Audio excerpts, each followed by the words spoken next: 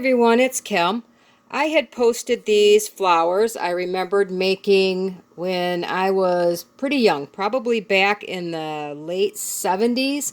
I made an Afghan making flowers similar to these, and I posted it on a Facebook group, and a bunch of people asked me how did I do it. So I said I would make a video, and I'm going to show you how these were made. Now this is two of them together.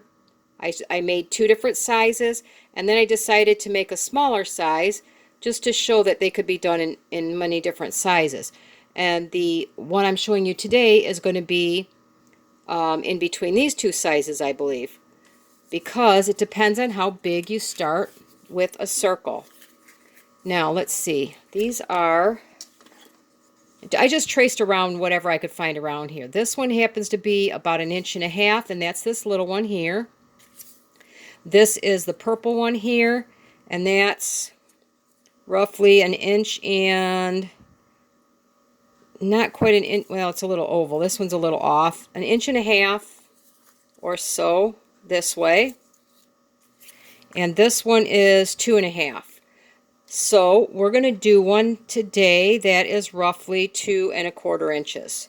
Now I've been working on trying to find out the best way to make these so that they're going to be the easiest way to use. So let me zoom you in here a little bit, and we will get started so I can show you the best way that I figured out how to do this. All right, so I started with 2 pieces of chipboard. Well, actually I started with, you know, those fake credit cards. It's a chipboard, right? And this one was a little bit larger, and it happened to be large enough I traced this on here twice. That's what I used to make my circle. I just traced around this on the piece, and I cut out 2 of those. You need 2 of them because you're going to sandwich it together in order to hold these pins here. Now, it can be done with the corrugated, but the problem is when you put your pins in, here, let me take this bigger one. Depends, oh, must be magnetized. It depends on where you're putting it. Some places it holds in really well because there's something to poke into. This one will work. Other places you go like here. There's nothing here. The corrugations, well, that one happens to work. But some of the corrugations here are loose, and there's nothing. I have to kind of poke it in sideways. It works because you can move them a little bit, but I thought, well, you know what? You get too many of those and they fall out and things like that. So if you only have the corrugated cardboard, you could still do this. I like this method better. I cut out 2 of those. In order to hold it together, I roughly found the center and I put a brad there. After I did that, I realized it's not 100% necessary because of the next step I'm going to do, but it does help hold it together. And when you sew this together, it's going to give you a little spacer under there. So this does work. The problem again is when you start putting more pins in there, some of them will be loose. So I solved that problem simply with some tape. I take a small piece, and wherever I'm going to go over, I'm just kind of keeping it together. That's why I said the brad wasn't necessary, because once you do this, I could take that out. And I found it best to snip it about halfway. That way you don't get it kind of square on one side and rounded on the other. And I just pull it down and it's tight. And I will not have to take that off. Once you make these, they're yours. You can do with them what you want. You don't have to take them apart. This just makes it nice and sturdy enough that I could poke those pins in there that you see here, and they won't come out. They won't slip. Yet when I need to pull them out, which you will later, they can come right out again. I tried glue. That was a little too much because it just got too together, I guess, if you want to call it that. So anyway, I guess I got ahead of myself. I should show you how I made the measurements on this circle, but since I got ahead of myself, we'll just finish this part, and then I will backtrack to show you how I made my markings. Now, These flowers have 12, like a clock, these two here, 12 of the little pins. This one has 8. So it's really up to you. It depends on how full you want the flower. I could probably do it with 6 if I want my petals spaced out a little bit more. And then it also depends on how many times you want to wrap the pin. This one is 4, this one is 6, this one is 4. So it depends on how much thread you have. Anyway, we'll finish this up, and then I'll show you how I did the measurements, okay? Just so I don't get lost here. Anyway, I put the tape there. Now I can go to the spot I need it to be, find where my little pin is go, put it between the two pieces of chipboard, and it's going to hold it really, really secure. It's not going to slide. It's not going to fall out. And just don't poke through it, because I've done that and get my finger caught on it. And that's not very comfortable, so. And it doesn't matter. You can leave them sticking out as far as you want. You can go in so you don't have quite out as far. It doesn't really matter. And like I said, the cool thing is you can make these, oh, see now I'm getting, that's why I have to be careful, because it's kind of wanting to come out of my chipboard. I'm getting it a little too close to the edge. There. That's in there good. And I'll put the last one in here. Alright, so now I have my little template or jig or whatever you want to call made. Now, in order to do the spacing, what I did was I cut out a circle, same exact size. You could probably, you know, eyeball this. If you're doing 12, you could. I haven't done it yet, but I marked the opposite side to do 16 pins. I thought, you know, that might be cool to make one that size. Like I said, I haven't done it yet. I was just making these templates, so I thought, why not? So I took the circle on to make the 12. I folded it in half, like that, and I roughly folded it into a third, as close as I could.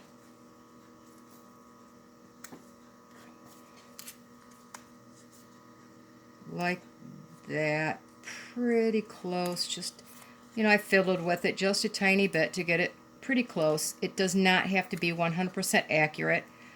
If you want it to be 100% accurate, you could go online and find like a pie chart or a clock and mark it that way. But I did that. And then I took my scissors, and just so I didn't have to do a lot of measuring, I just snipped across, straight across, and then I took a little bit more because I wanted to be able to draw my lines. Then I opened it up, and now I have 6 lines, and I'll draw them here for you so you can see roughly. Okay. I hope you can see that. Okay. I drew it just so I have 6 lines. No big deal. Then I took it, I laid it on my, let's see if I can grab another piece here. Let's pretend this is it here. I laid it down on here. I roughly centered it, marked my 6 points.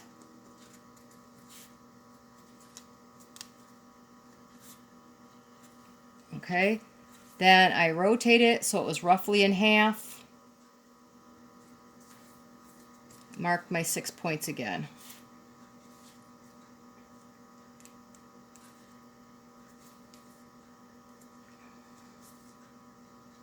So now I have my 12 points where I put in my 12 pins.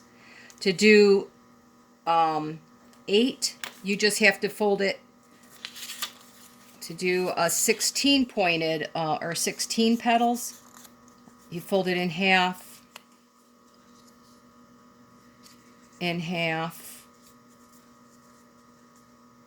then I fold each side in half again, and then I cut it off and do the same thing. Cut it off, and then you have you would have 8, then you can rotate it so you can get 16, which is where I marked this side. 16 obviously is really close together, so I'm thinking the bigger the flower, the more points you want. The smaller, the less number you can do. And that's why I did this one with 8, because when you start getting them too small, those spaces are really close together, and I think it's going to be more difficult to make it. But anyway, so that's where we're at here.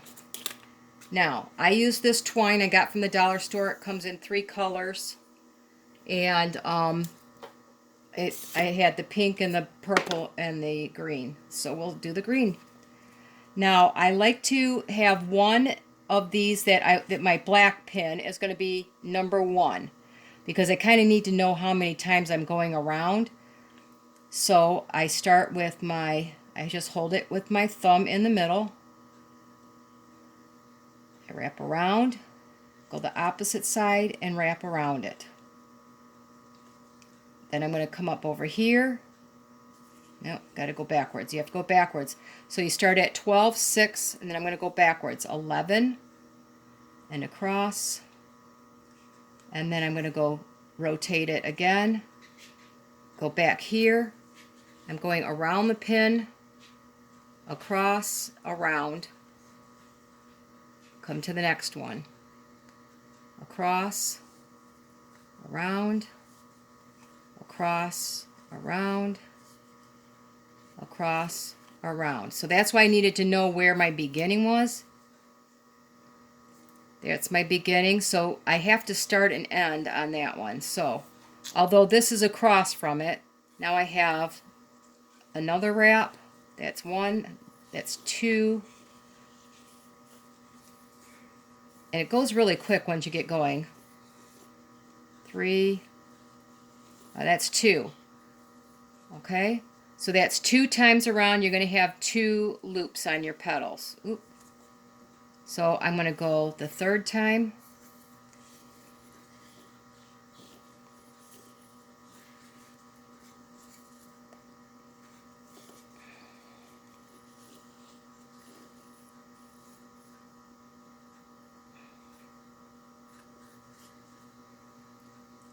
Yeah, let me make sure I'm in the right spot. Somewhere I got mixed up here, but it's not going to make that big of a deal. Oh yeah, okay, that's 3. So I'm going to go one more time.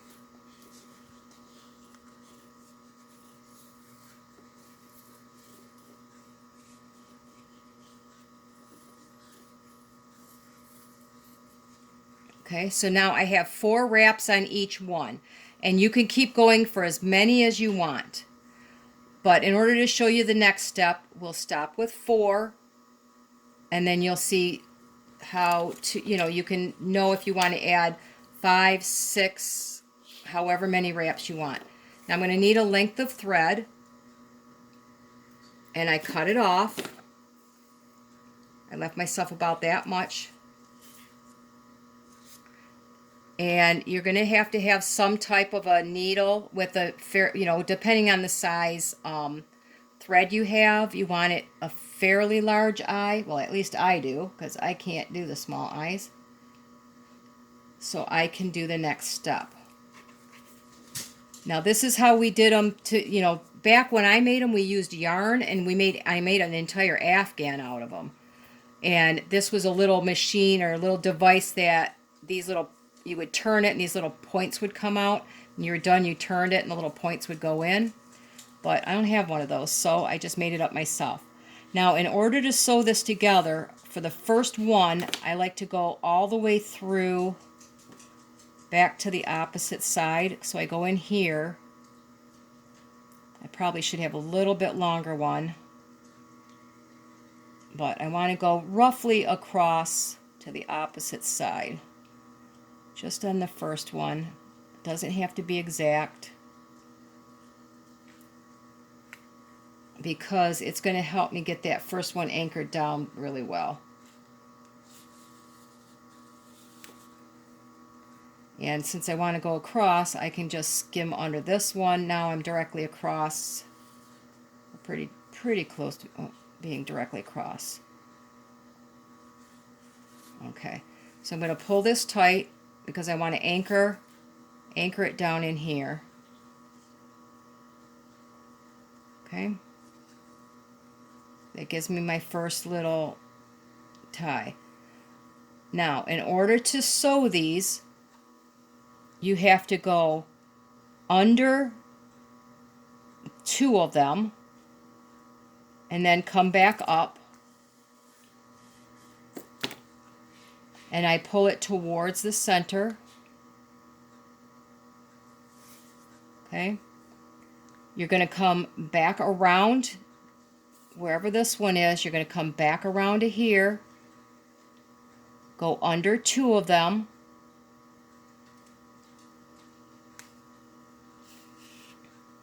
and pull it tight. I want to keep this down in the center as much as possible, so I like to anchor it with my thumb down here so that I can pull it tight towards the middle. Yet again, I want to pull it towards the center, and you can see it's wrapped around this one here, right there. It's pretty tight. I'm going to go, instead of going back around here, I'm going to go between these 2, under that one, under the next one, and I'm going to pull it tight again.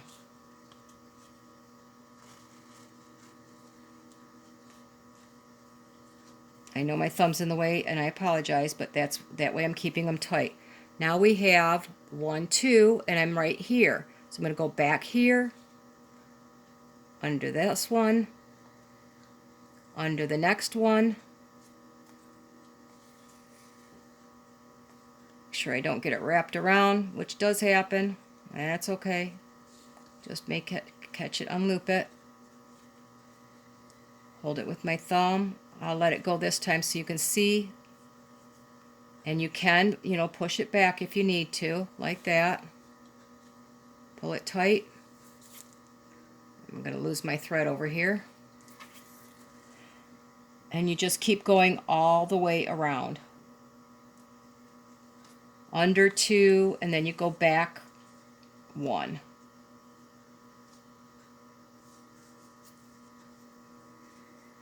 So, back 1, under 2.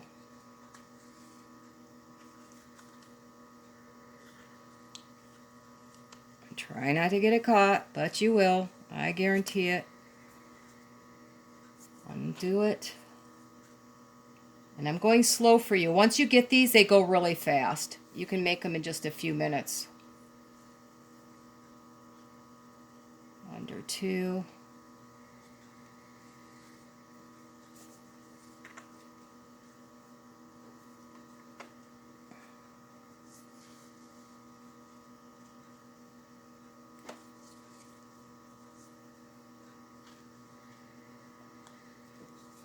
See, when I pull them, I go like this. I put it down. That way it doesn't tend to get caught on things because the thread is going down. But I can't show you that. So under 2. If you hang your thread down, it tends to not want to catch quite as bad.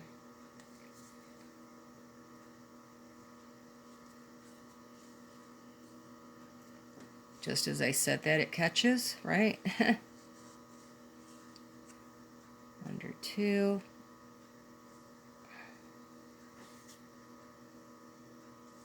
Okay, almost there.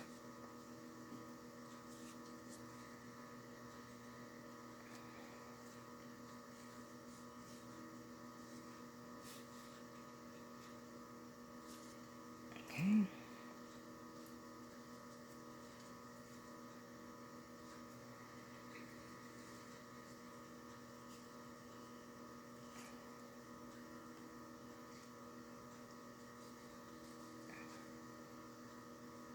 Okay, and that's the last one there. So I've gone all the way around.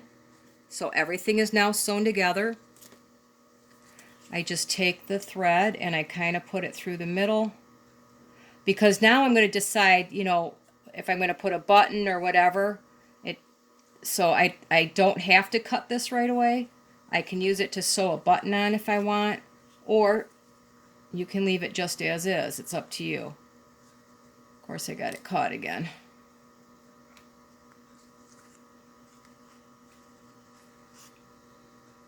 Okay. And then I anchor it one more time this direction. I go over a couple of threads and then I just anchor it again. You could tie a knot, you could do whatever, but right now I'm just anchoring it. Like I said, if I want to put a button on it, I can use my thread to put a button on. There you go. Now, to get it off, you just pop your pins out.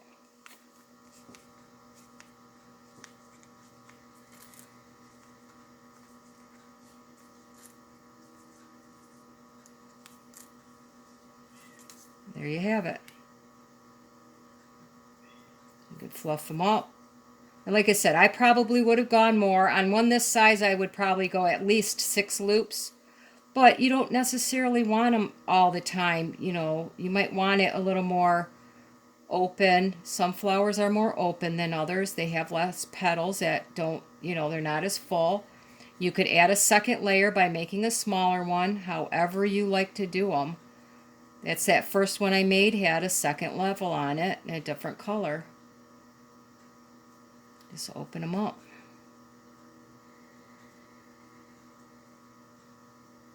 And if you don't think you have them, you know, kind of straight, you can kind of pull them around a little bit too.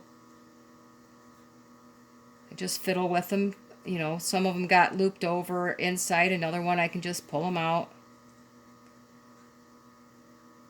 And you can just whip these out pretty fast. Like I said, I think I started crafting heavy duty when I was like 13. And I wasn't 16, I know that, when I made the Afghan. Because by 16, I wasn't home enough to work on crafts. I was out driving around town in my car. I had a full-time job when I was 16 and was out working and playing around in my car, driving up north, see my friends up north and stuff like that. But anyway, that's it. It's done. It's anchored well. As you could see, I could find my other thread here somewhere. This one should have been longer, it looks like. I could bring that to the other side, bring this one back to the other side and tie those so that you don't have to worry about it. But honestly, it's not going to go anywhere. It's pretty sturdy. But there you go. Now you know how to make a jig. And now I can just put my pins right back in like I did. I will have this forever. I could take that out, that brad. It's not really necessary. Once I taped it together, it'll be fine. I can just put my pins right back in and just start on the next one. And you can make them, like I said, you want to make them different sizes, go ahead and make them different sizes. So I find this one, these are not hard to use, but this one I put my pins in a little bit more accurate. As you can see, I didn't get my lines straight. Some of them were crooked when I did these. So that's up to you, whichever you have available to you. They come out really cute either way. Now see, that one had less pins in it. That only had 8. That has the 12, and they look just as cute together, if you ask me. If you want to layer them, if you want to put a button on them, layer a button on them, however you like to do them, I think they come out really cute. Anyway, there you go. Promised I'd make you a video, so I just wanted to show you how to make some twine flowers. I really appreciate you joining me. Thank you very much for encouraging me to continue to make my videos, and I hope you all have a wonderful day.